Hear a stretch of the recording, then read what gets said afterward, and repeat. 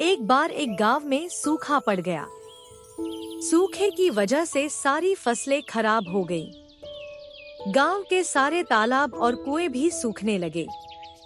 यह सब देखकर गांव के मुखिया ने सभी गांव वालों को एकत्रित किया और कहा, भाइयों, हमारे जिले में भयंकर सूखा पड़ा है। कुओं और तालाबों में कुछ ही दिन का पानी बचा है। ऐसे में अब अगर हमने कुछ नहीं किया तो सब मारे जाएंगे। यह सुनकर सभी गांव वाले आपस में विचार करने लगे कि क्या करें, लेकिन किसी को कोई उपाय नहीं मिल पा रहा था। मुखिया और गांव वालों ने मिलकर बात की। फिर मुखिया ने कहा, भाइयों, हमें लगता है कि यह दैवीय आपदा है। इसके समाधान के लिए हम गुरुजी के आश्रम चलते हैं। आप तो जानते हैं, यहाँ से उत्तर दिशा की ओर जाने पर गुरुजी का आश्रम है।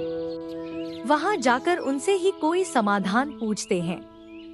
अगले दिन गांव के सभी लोग गुरुजी के आश्रम में पहुँच जाते हैं।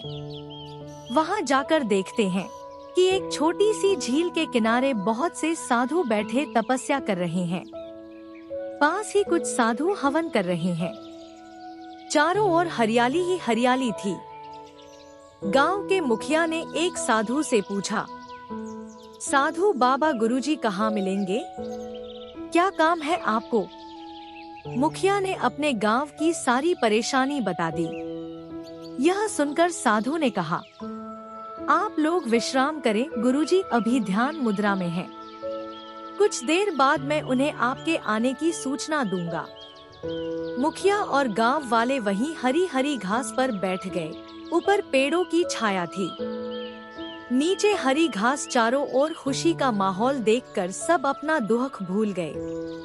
कुछ देर बाद साधु ने आकर बताया कि गुरुदेव आपको बुला रहे हैं। मुखिया और कुछ लोग गुरुजी की कुटिया में पहुंच गए। उन्होंने दंडवत गुरुजी को प्रणाम किया। बताइए, क्या कष्ट है? आप सब यहाँ किस लिए पधारे हैं?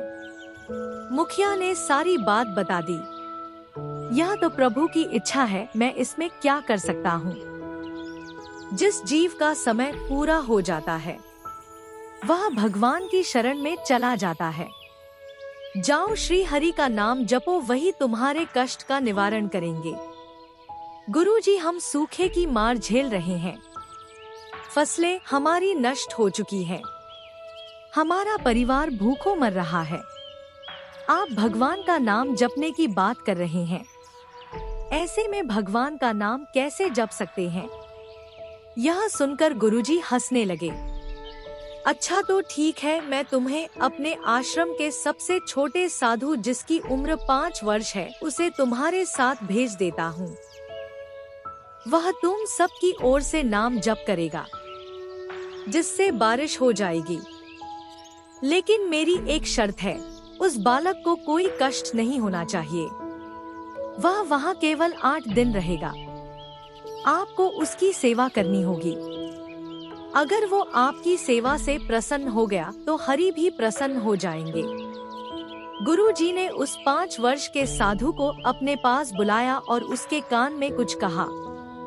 वह बालक साधु हंसते हंसते गांव वालों के साथ चल दिया। गांव में जाकर उसने एक पीपल के पेड़ के नीचे अपना आसन जमा लिया और हरि नाम का जाप शुरू कर दिया।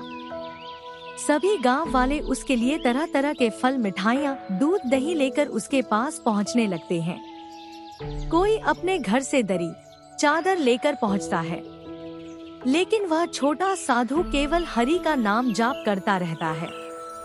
गांव वाले उससे बहुत अनुनय विनय करते हैं, लेकिन वह किसी की नहीं सुनता। एक दिन बीत जाता है। अब मुखिया और गांव वालों को चिंता होने लगती है, क्योंकि उन्होंने उस बालक का ध्यान रखने के लिए कहा था और यह बालक न तो कुछ खा रहा था न पी रहा था। गांव में बातें बनने लगी, हर घर में यही बात होने लगी। औरतें आपस में बात करती, अरे वो छोटा सा बालक तो केवल हरि हरि जपता रहता है, समझ नहीं आता क्या करें।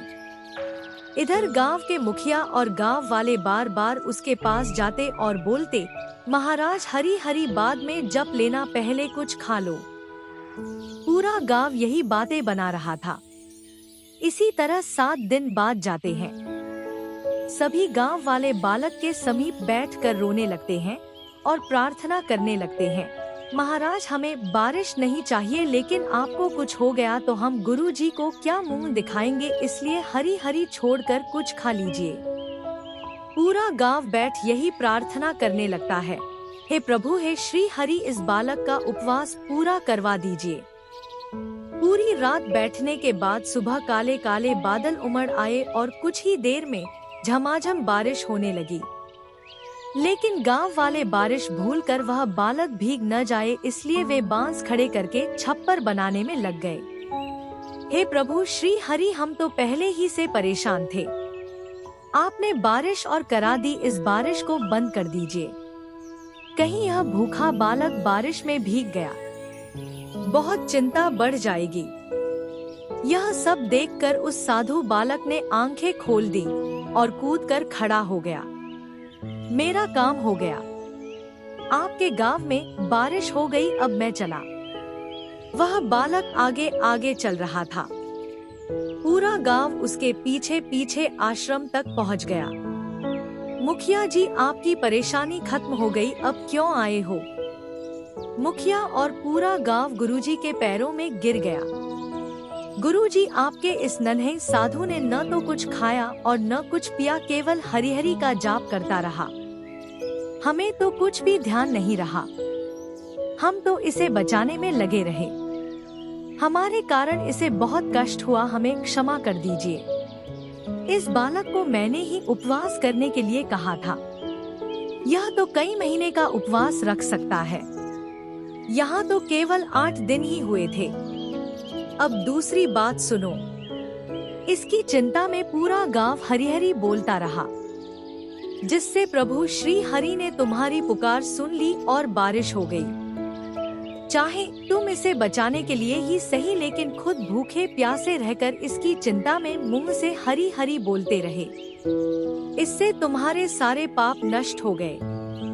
अब जाकर अपना जीवन सुख से जियो। मुखिया, गुरुजी जो बात आप हमें समझाना चाह रहे थे कि हरि नाम का जाप करो, वो इस तरह से समझाई कि हमें बारिश भी बुरी लगने लगी। अब यह पूरा गांव श्री हरि का जाप करता रहेगा। जिस पेड़ के नीचे बैठकर हमारे नन्हे से साधु ने जप किया है, वहाँ श्री हरि का एक मंदिर बनाया जाएगा। गुरुजी से आशीर्वाद लेकर सभी गांव वाले वापस आकर श्री हरि का नाम जपते हुए जीवन बिताने लगे।